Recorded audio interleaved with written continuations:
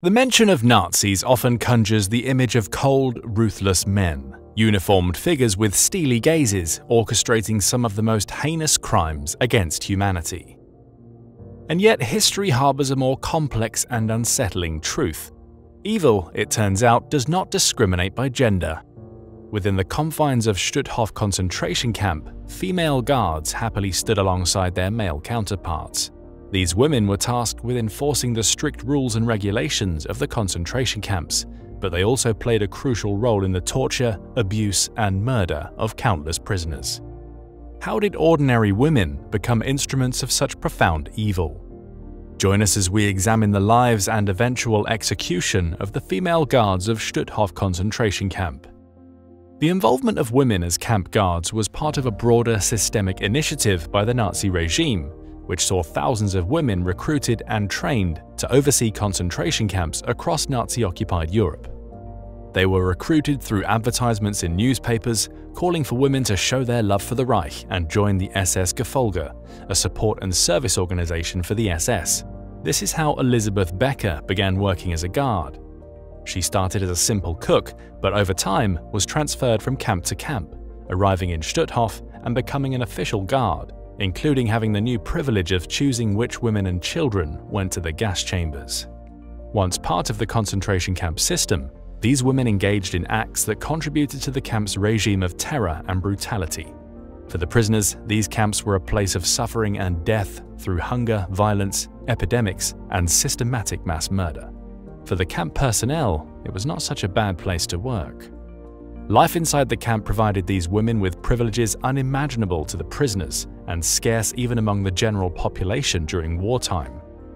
Prisoners performed the labor of cooking, cleaning, and maintenance under the watch of the guards, so camp life, at least at the start, offered the women a degree of comfort that for many at the time was unattainable: a room of their own, regular free time, and a decent salary, not to mention the power the guards could exercise over the imprisoned women and children. Exercising power was something that Gerda Steinhoff loved. Ironically, on joining the SS, had to sign a declaration on their honor not to decide on the life or death of an enemy of the state except on the orders of a superior.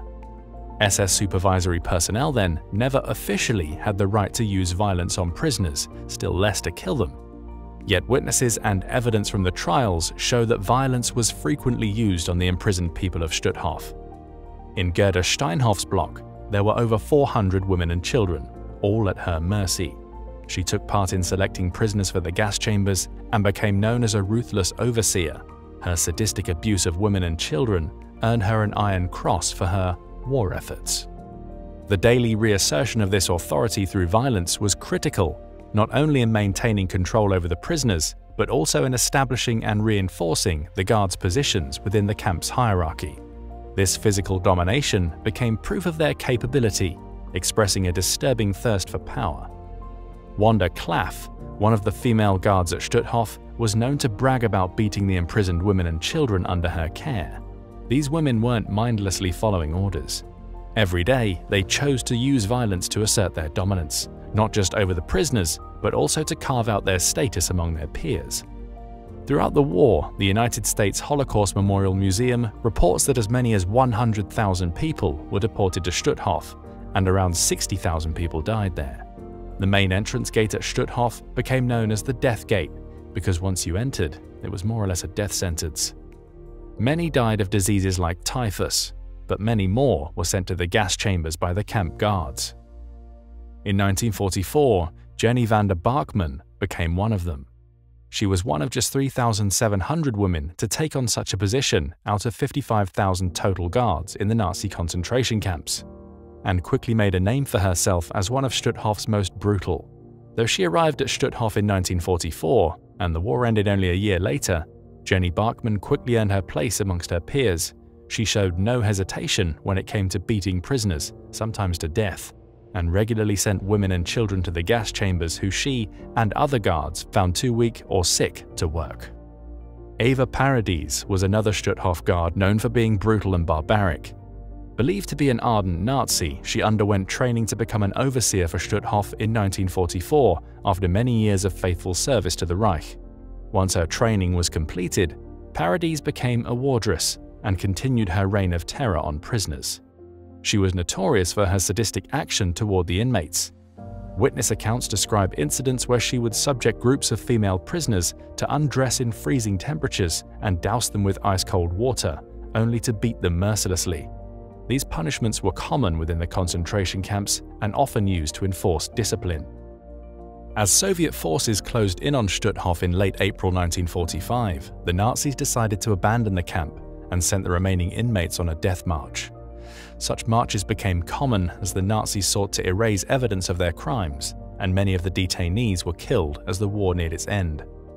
Many prisoners had to walk hundreds of kilometers with little clothing for the cold weather. Several thousand prisoners were directed toward the nearby Baltic coast, and hundreds were forced into the sea and shot. Despite their apparent disregard for human life and the immense suffering they inflicted on others, many of these female guards were able to escape punishment after the war ended. Some went into hiding, while others were able to blend in with the general population. However, a small number were tried and convicted of war crimes, with some receiving life sentences or even the death penalty. Among those put on trial in the first of the Stutthof trials were Jenny van der Barkman, Eva Paredes, Erna Beilhardt, Elizabeth Becker, Gerda Steinhoff, and van der Klaff, as well as 10 men.